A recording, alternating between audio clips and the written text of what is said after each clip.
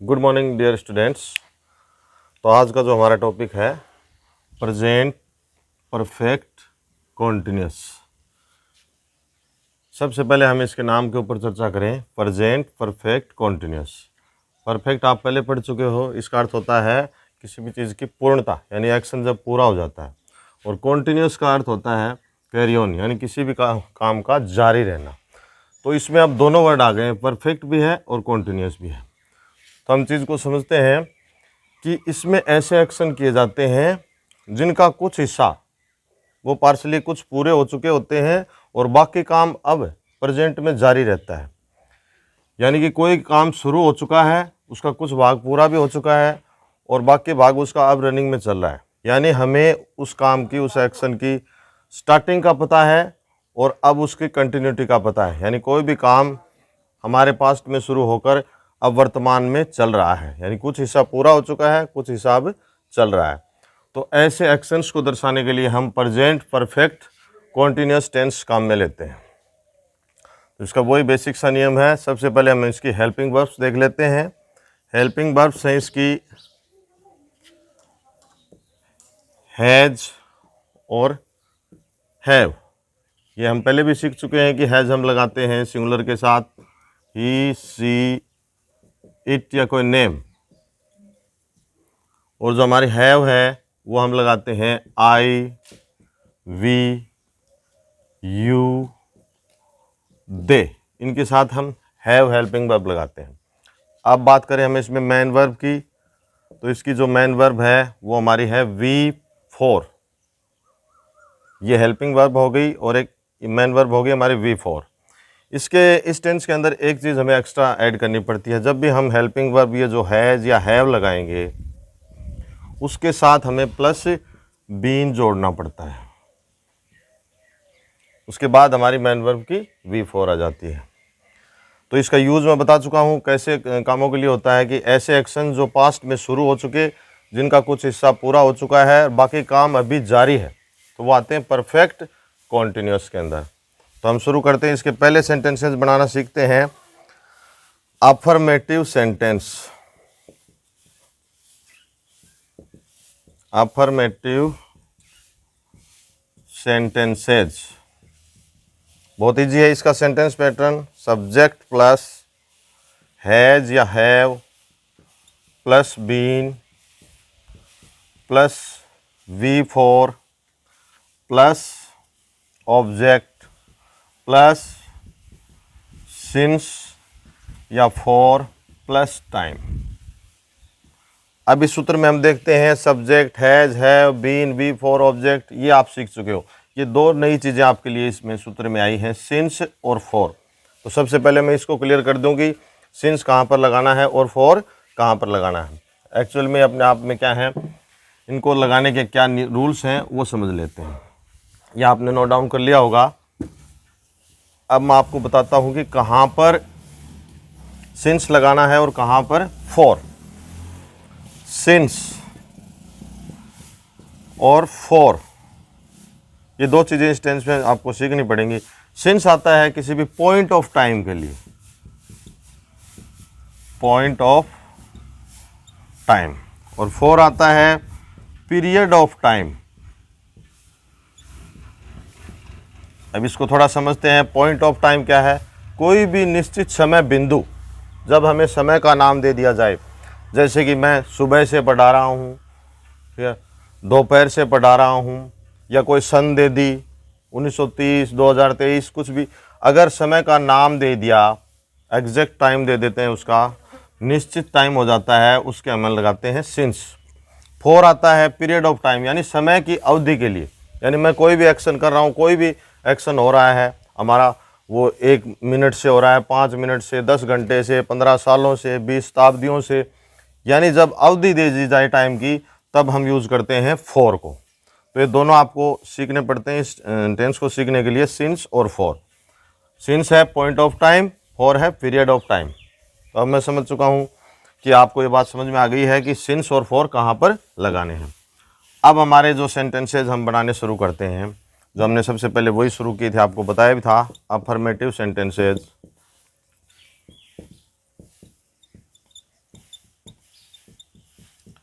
सूत्र आप लिख चुके हैं, subject plus has have plus been plus V four plus object plus since plus for plus time. जैसे मैंने यही सेंटेंस लिखा कि मैं सुबह से पढ़ा रहा हूँ, तो जो मेरा काम शुरू हुआ वो कब हुआ था? सुबह से। यानी क्या मिल गई मेरे को? कोई भी एक्शन को, मेरा जो एक्शन कर रहा हूँ, मैं पढ़ाने का जो काम कर रहा हूँ, उसकी शुरुआत का पता लग गया। और यही इस टेंस की खास विशेषता है कि इसमें स्टार्टिंग टाइम का पता होता है और बाकी बचा हुआ काम रनिंग पोजीशन में चलता हुआ दिखाई देता है। तो आई, इसके साथ हमारा सब्जेक्ट आ गया और हेल्पिंग वर्ब आ गई have, been, teaching, since morning. I have been teaching since morning, मैं सुबह से पढ़ा रहा हूँ। यानी जो पढ़ाने का काम शुरू था वो मैंने सुबह कर दिया था और अब तक मैं उसी को पढ़ा रहा हूँ। यानी हमें स्टार्टिंग का पता है, अब प्रोसेसिंग हो रही है, एंडिंग का पता नहीं है कि मैं पढ़ाना कब बंद करूँगा। इसी वाक्य को मैं इस प्रकार से भी कह सकता था कि मैं 2 घंटे से पढ़ा रहा हूँ, तब हमारा क्या आ जाता? I have been teaching for 2 hours. अब हमारा सिंस की जगह पर क्या आ गया? 4 आ गया। ये 4 क्यों आया? क्योंकि आगे हमें क्या दे दिए गए? 2 घंटे, यानी पीरियड ऑफ टाइम दे दिया गया। तो उसके लिए हम फिर क्या मेंशन करते हैं? 4। अगर समय का नाम दे दिया जाए कोई निश्चित समय, तब आता है सिंस। तो मेरे हिसाब से ये आपको अफर्मेटिव सेंटेंसेस क्लियर हो गए होंगे। इसके बाद हम सेकंड सेंटेंसेस देखते हैं, नेगेटिव सेंटेंसेस। नेगेटिव सेंटेंसेस बहुत ईजी हैं, सिर्फ नोट का यूज हो जाता है। सब्जेक्ट प्लस हैज या have plus not plus been plus V four plus object plus since या फॉर प्लस टाइम। यानी सिर्फ इसमें एक चीज एक्स्ट्रा जुड़ी, हमारा नोट। इसको आपको याद रखना है, हैव या हैज और बीन के बीच में हमको नोट लगाना है। इसके अंदर बच्चे कुछ गड़बड़ कर देते हैं, तो बीन नोट कर देते हैं या इस हैज के पहले लगा देते हैं। इसको हमें हमेशा याद रखना है, हैज हैव और बीन के बीच में नोट का यूज करना है नेगेटिव सेंटेंसेस में। इसका मैं एक सेंटेंस लिखूं आपको, जैसे she has not been doing anything since morning. वह सुबह से कुछ नहीं कर रही है। तो बस इसमें कुछ चेंजेस नहीं आया, सिर्फ नेगेटिव के अंदर हमारा क्या लग गया? नोट। बाकी वही प्रोसेस है, हैज है, बीन है, वी फोर है, सिंस फोर है, मॉर्निंग आ गया तो हमने क्या लगा दिया? सिंस। तो बहुत ईजी है नेगेटिव सेंटेंसेस बनाना इसका। चलो आगे बढ़ते हैं, इसके अगले सेंटेंसेस देखते हैं, जिनको हम कहते हैं इंटेरोगेटिव सेंटेंसेस। इंटेरोगेटिव सेंटेंसेस, इनका तरीका मैं बता चुका हूं। हमेशा ये 2 प्रकार से बनते हैं। पहला पैटर्न है इनका एच वी यानी हेल्पिंग वर्ब से शुरू होने वाले।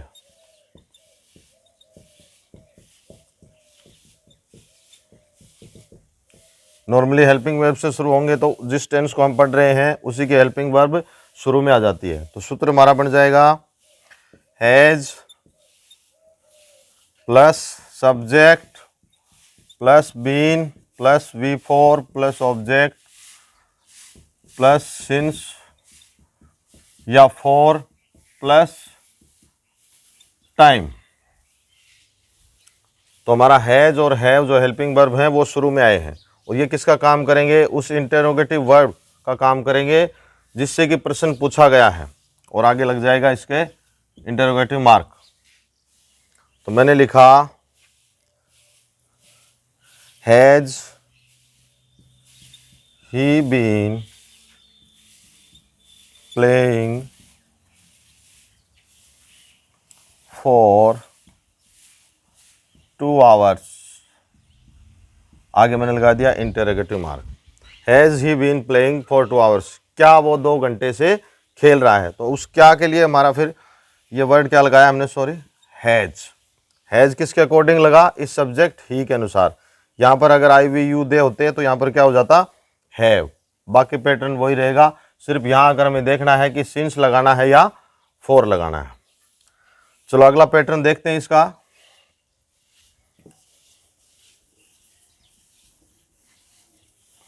अगला जो हमारा पैटर्न है सेकंड नंबर, उसको हम किससे करते हैं, WH वर्ड से शुरू होने वाले। ये और भी ज़्यादा इजी है, सिर्फ उसके अंदर एक हमारा WH वर्ड है वो एक्स्ट्रा मर्ज हो जाता है। तो सूत्र हमारा बन गया WH वर्ड प्लस हैज़ या have plus subject plus been plus V4 plus object plus since या फॉर प्लस टाइम, और आगे लगाया हमारा इंटरोगेटिव मार्क। तो इसके अंदर एक्स्ट्रा चीज़ क्या मर्ज हुई, सिर्फ एक हमारा WH वर्ड। ये मैं पहले भी बता चुका हूँ, हर टेंस में बताता हूँ, उसी बात को मैं रिपीट कर रहा हूँ कि अगर हमारा इंटरोगेटिव वर्ड शुरुआत में न होकर अन्य किसी जगह पर हो तो उसके अकॉर्डिंग हमें शुरू में WH वर्ड लगाना पड़ता है, और उसके बाद हमारी हेल्पिंग वर्ब, फिर सब्जेक्ट, और फिर बाकी पैटर्न जो सेंटेंस का है वही आ जाता है। जैसे एक सेंटेंस मैंने लिखा,